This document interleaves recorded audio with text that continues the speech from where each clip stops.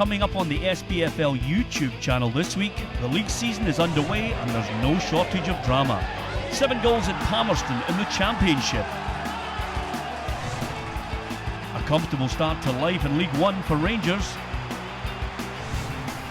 And East Stirling are quick out of the blocks in League Two.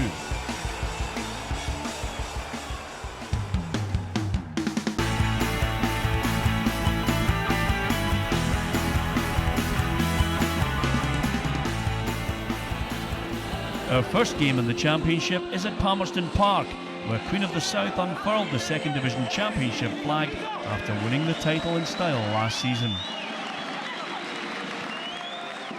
Dundee were the opponents in Dumfries, and John Brown's side are one of the favourites for promotion after only dropping out of the top league last season. The Tayside outfit looked like living up to the tag when Peter McDonald put them ahead in the 8th minute. Plenty of Queen's defenders inside the box, but the striker was left in space and he curled the ball behind Callum Antell.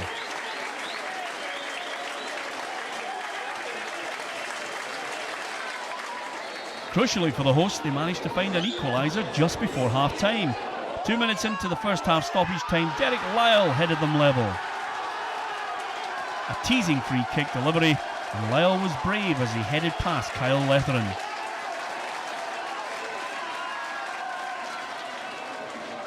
Queens went from strength to strength after that goal and went on to take control in the second half. They were awarded a penalty just before the hour mark. Ryan McGuffey was the man who was given the opportunity to put the ball into the back of the net, but not before a yellow card was administered. McGuffey stepped up and sent Letheran the wrong way.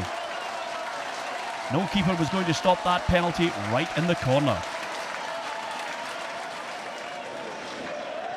4 minutes later, Ian Russell made it 3-1 with an instinctive strike.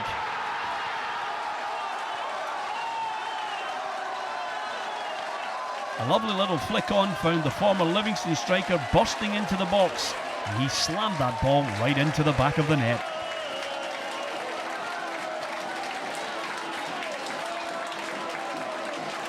With 20 minutes remaining, the rampant hosts added a 4th goal.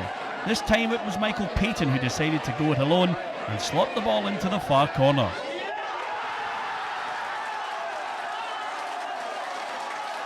There looked like no way back for Dundee at this stage after a fine effort from the former Aberdeen man.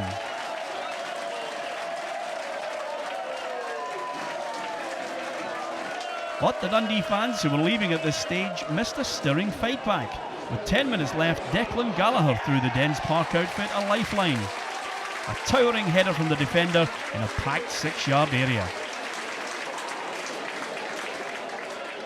With just a minute remaining, Queen's keeper Callum Antell managed to fumble the ball into his own net, although the goal was credited to Ian Davidson. Not a moment the home keeper will want to see again, but his side managed to hold on despite the late pressure to take all 3 points.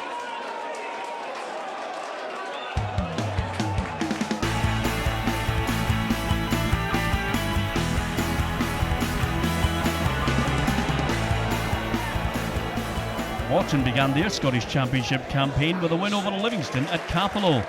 The opening goal of the game arrived midway through the first half, courtesy of Rhys Hands. The midfielder making his debut for Alan Muir's side made quite an impact with an impressive strike. The hosts were patient with their build-up, and after the interval they probed for a second goal. Eventually, Dougie Imrie combined well with Archie Campbell, and the former Rangers youngster found the back of the net. Clever through ball opened up the Cowdenbeath defence, and keeper Grant Adam was powerless to prevent it becoming 2-0.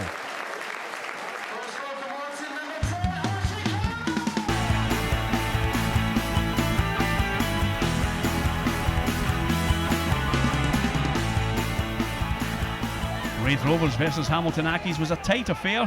1 goal was all that separated the sides. The visitors were keen to test David McGurn whenever they could. After the keeper had tipped the ball over for a corner, James Keatings managed to convert from close range to give the Lanarkshire side the lead.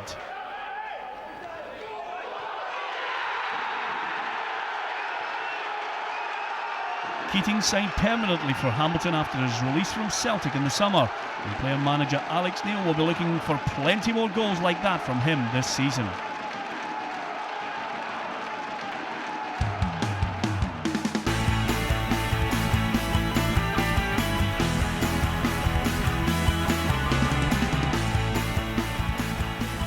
Rangers started their League One campaign impressively at home to Brechin City. Before the match, club legend Sandy Jardine was given the honour of unfurling the championship flag to mark the club winning the old third division title last season.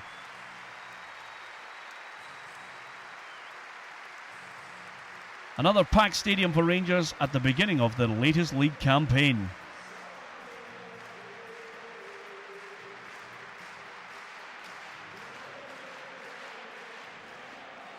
The hosts looked bright from the start and were keen to get at Brechin in the opening moments of the match. Summer signing Nicky Law was playing as a trialist, and his shot in the second minute fell kindly for Chris Hegarty, who knocked the ball into the unguarded net. Good play in the build-up by Nicky Law, and Rangers had the opening goal.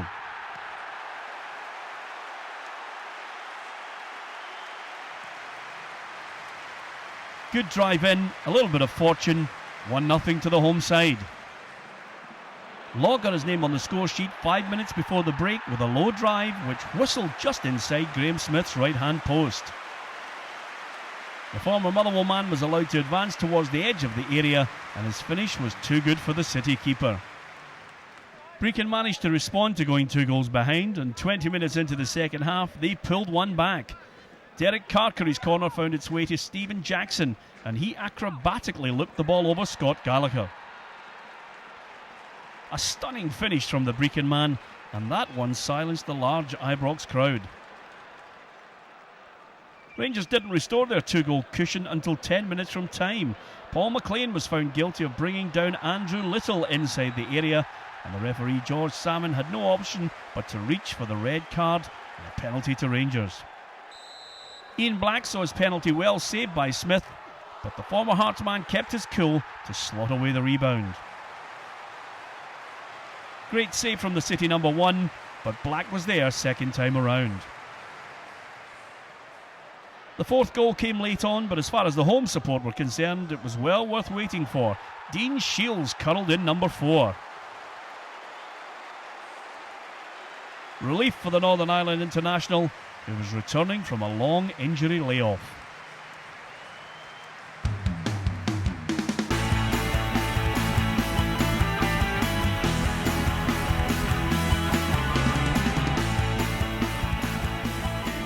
United got their league cam underway with a powerful win away to Arbroath. The hosts only had themselves to blame for the first goal after needlessly giving the ball away, and Michael Moffat punished them in the 13th minute. It was Scott McLaughlin who provided the cross, and Moffat was unmarked to the back post. Arbroath never really recovered from that self-inflicted blow, and 4 minutes later Ayr had doubled their lead following a free kick routine straight off the training ground. Manager Mark Roberts must have been delighted to see that one come off.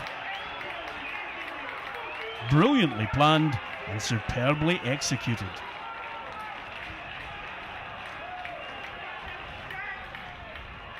United managed to add a gloss to the scoreline with a third goal just after the hour mark.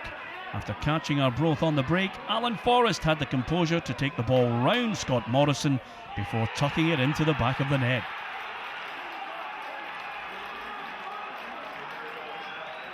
Forrest could be one to watch for the future. He's the younger brother of Celtic winger James Forrest. Brilliant finish and a good 3-0 win for Ayr United.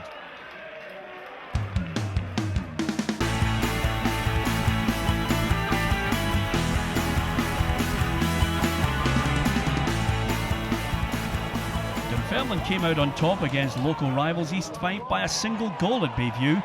The match was barely underway when Dunfermline were awarded a penalty. Ryan Wallace was tripped by Pat Clark inside the area, and the referee Ian Brines pointed straight to the spot. Clark picked up a yellow card.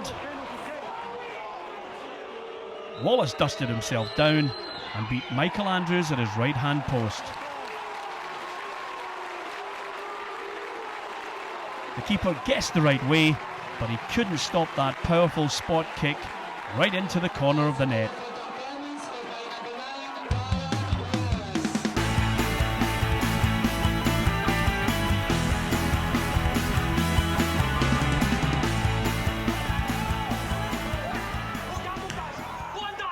One goal was all that separated Stenhousemuir and Stranraer at Oakview. The only goal started with a long clearance from keeper Chris Smith in the 31st minute, which caused mayhem in the visitors' defence. Eventually the ball fell kindly for John Gemmell, and he volleyed the ball home. A superb strike.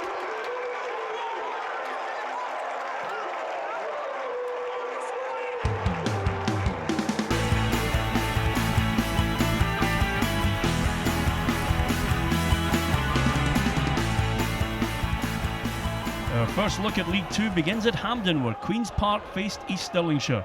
The visitors took the lead from the penalty spot with 26 minutes on the clock. Ricky Lamy was the guilty man here, a trip in the area, and he left Stevie O'Reilly with no choice. Red card for Lamy, and Queen's down to 10 men.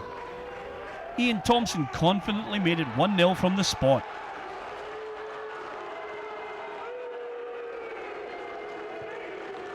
Textbook way to take the penalty.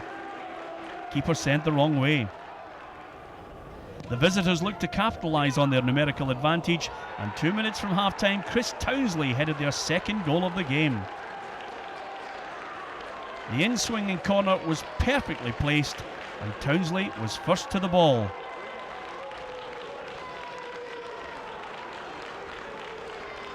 Queen's Park gave themselves a fighting chance of taking something from the match when they made it 2-1 right on half-time. The goal was really a comedy of errors from the visitors' defence after the initial clearance was charged down and keeper Grant Hay came racing off his line. Even after that, Blair Spittle was given 2 chances to find the back of the net. Brave play in the end from Spittle, but he was fortunate his first effort came right back to him.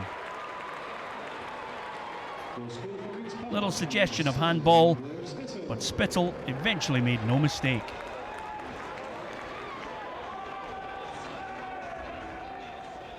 Shire eventually restored their 2-goal cushion when they added a third 6 minutes into the second half. Once again, Chris Townsley got the all-important touch to take it over the line.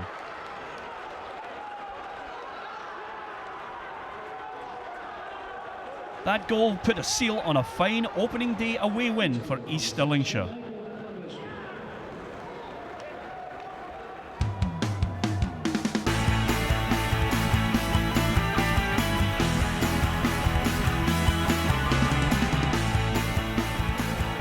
Albion Rovers went ahead right at the end of the first half against Elgin City at Borough Briggs when Pat Walker headed home.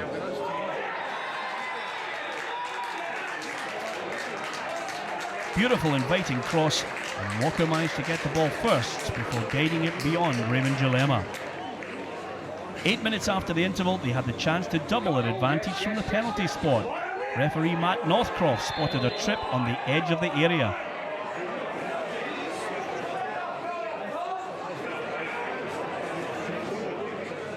No doubt about the penalty, David Crawford took responsibility.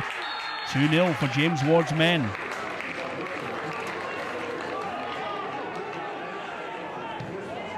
With 69 minutes played, Elgin were thrown a lifeline. A rash challenge from Rovers keeper Neil Parry outside the area meant he was shown a red card. The hosts eventually pulled the goal back, but it was too little too late. Only 3 minutes left when Craig Gunn scored. A fine finish from inside the area, but Rovers managed to hold on for a narrow win.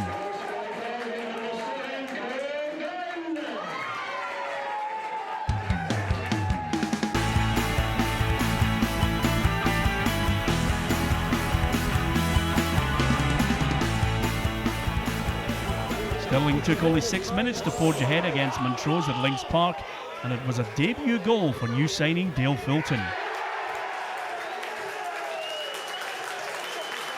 The new recruit from Falkirk made an instant impact after signing for the Binos.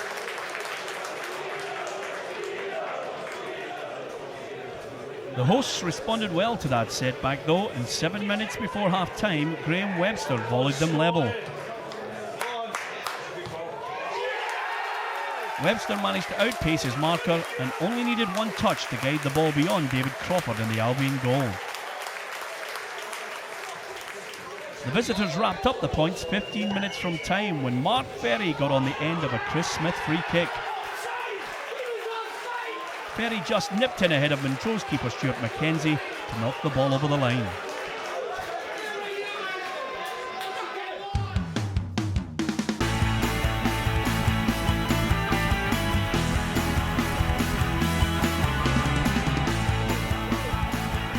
Our final match of the week is an entertaining clash from Balmoor where Peterhead faced Annan. David Hopkirk gave the visitors the lead with a solo effort in the 24th minute. The former Hamilton player shook off the attentions of a Peterhead defender before rounding Graham Smith and finding the empty net.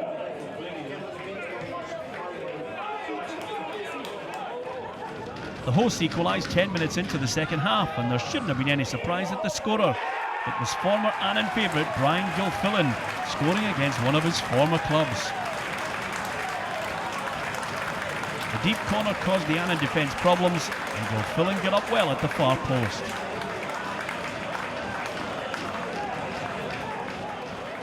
Back came Annan though. Barely a minute had passed after the equaliser, and David Hopkirk lobbed them back into the lead.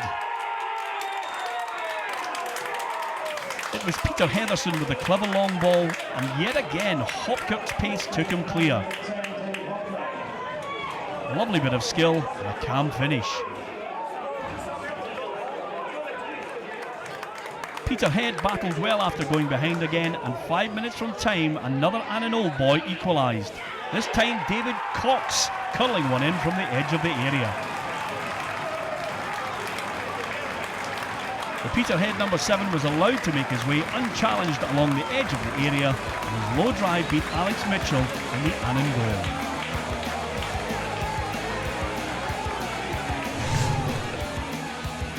Here's how the fixtures look in the Championship this weekend. Cowdenbeath take on Fife rivals Raith Rovers at Central Park, Dundee host Alloa, Falkirk take on Morton, Hamilton clash with Dumbarton, and Livingston take on Queen of the South. In League 1, Airdrieonians are at home to Stenhousemuir, Ayr United welcome Forfar to Somerset Park, Brechin are at home to East Fife, Dunfermline host Arbroath, and Rangers travel south to Stranraer. Finally in League 2, it's Albion Rovers Clyde at Clifton Hill, Annan are at home to Montrose, Berwick take on Queen's Park, East Stirlingshire host Elgin, and finally at Fourth Bank, it's Stirling Albion versus Peterhead. We'll have the best of the action from these matches next time on the SPFL YouTube channel.